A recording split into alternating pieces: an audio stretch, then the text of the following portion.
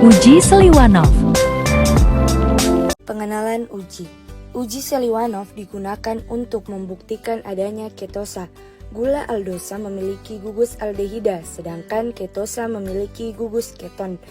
Dasar dari uji ini adalah bahwa ketosa lebih cepat terhidrasi dibandingkan aldosa saat dipanaskan. HCl dalam reagen Seliwanov akan mendehidrasi gula menjadi furfural yang akan bereaksi dengan resorsinol membentuk senyawa berwarna merah ceri. Uji ini ditemukan oleh ahli kimia Rusia bernama Tedor Seliwanov pada tahun 1887. Tes ini populer digunakan dalam menguji karbohidrat secara kualitatif untuk mengetahui jenis gula yang diuji termasuk ketosa atau aldosa. Apabila memberikan hasil positif, berarti gula yang diuji mengandung ketosa. Sedangkan apabila memberikan hasil negatif, berarti gula yang diuji merupakan aldosa. Tujuan uji. Tujuan uji Seliwanov adalah untuk membuktikan adanya ketosa. Prinsip uji. Prinsip dari uji ini adalah dehidrasi fruktosa oleh HCl pekat menghasilkan hidroksimetil furfural. Dengan penambahan resorsinol akan mengalami kondensasi membentuk kompleks berwarna merah. Pengenalan karbohidrat yang akan saya bahas adalah uji asam musat. Pada uji ini, yaitu pada proses oksidasi oleh asam nitrat pekat dan dalam keadaan panas, galaktosa menghasilkan asam musat yang kurang larut dalam air bila dibandingkan dengan asam sakarat yang dihasilkan oleh oksidasi glukosa.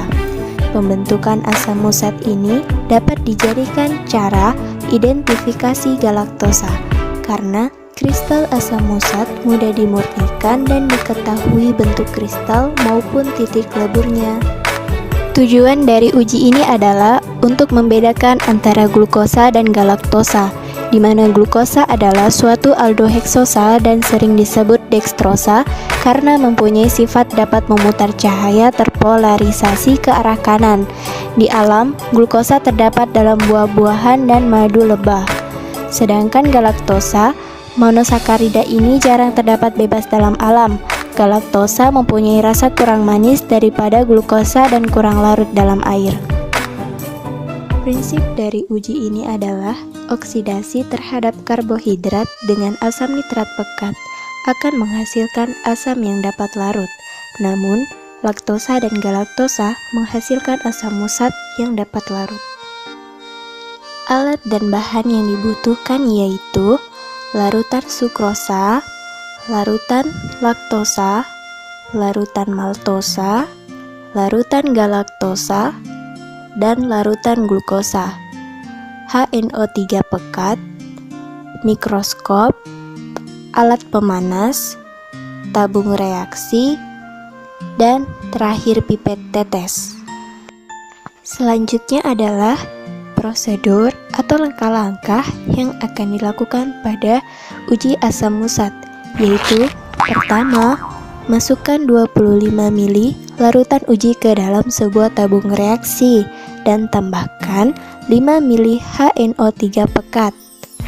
Yang kedua, panaskan dalam pemanas air mendidih sehingga volumenya tinggal 5-6 ml. Ketiga, dinginkan perlahan-lahan, lalu perhatikan terbentuknya kristal-kristal keras seperti pasir. Yang keempat, amatilah di bawah mikroskop.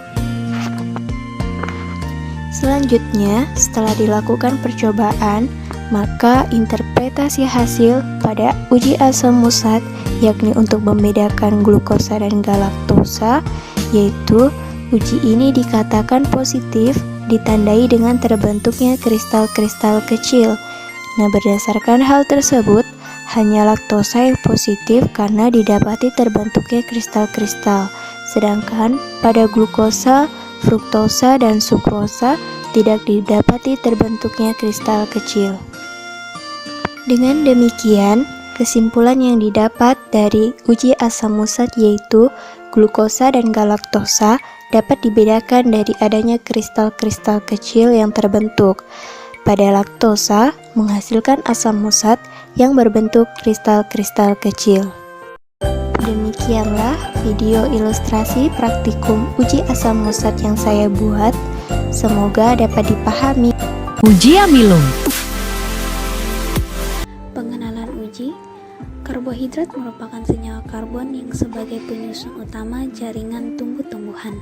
Karbohidrat terbagi menjadi 3 klasifikasi, yaitu monosakarida, oligosakarida, dan polisakarida.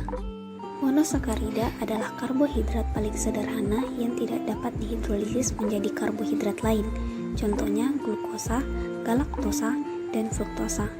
Oligosakarida yang umumnya adalah disakarida merupakan karbohidrat yang bersusun dari 2-10 satuan monosakarida. Contohnya sukrosa, maltosa, dan laktosa.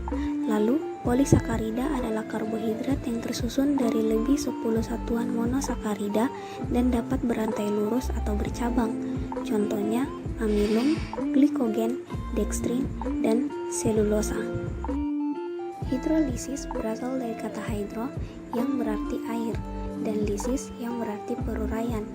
Hidrolisis merupakan reaksi kimia yang memecah molekul menjadi 2 bagian dengan penambahan molekul air dengan tujuan untuk mengkonversi polisakarida menjadi monomer-monomer sederhana.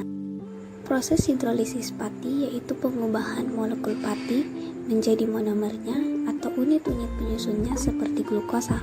Hidrolisis pati dapat dilakukan dengan bantuan asam atau enzim pada suhu, pH, dan waktu reaksi tertentu. Menurut Butger, pada dasarnya hidrolisis dapat berlangsung dengan 2 cara, yakni cara kimiawi dan cara enzimatik. Hidrolisis secara kimiawi memiliki banyak keuntungan, yaitu biaya yang dibutuhkan relatif murah dibandingkan dengan cara enzimatik. Tujuan uji yaitu untuk mengidentifikasi hasil hidrolisis pati. Prinsip uji, pati terbagi menjadi 2 fraksi yang dapat dipisahkan dengan air panas. Fraksi terlarut disebut amilosa dengan struktur makromolekul linear yang dengan iodium memberikan warna biru. Sebaliknya, fraksi yang tidak larut disebut amilopektin dengan struktur bercabang. Yang dengan penambahan iodium, fraksi memberikan warna ungu sampai merah. Pati dalam suasana asam bila dipanaskan akan terhidrolisis menjadi senyawa-senyawa yang lebih sederhana. Hasil hidrolisis dapat diuji dengan iodium yang menghasilkan warna biru sampai tidak berwarna.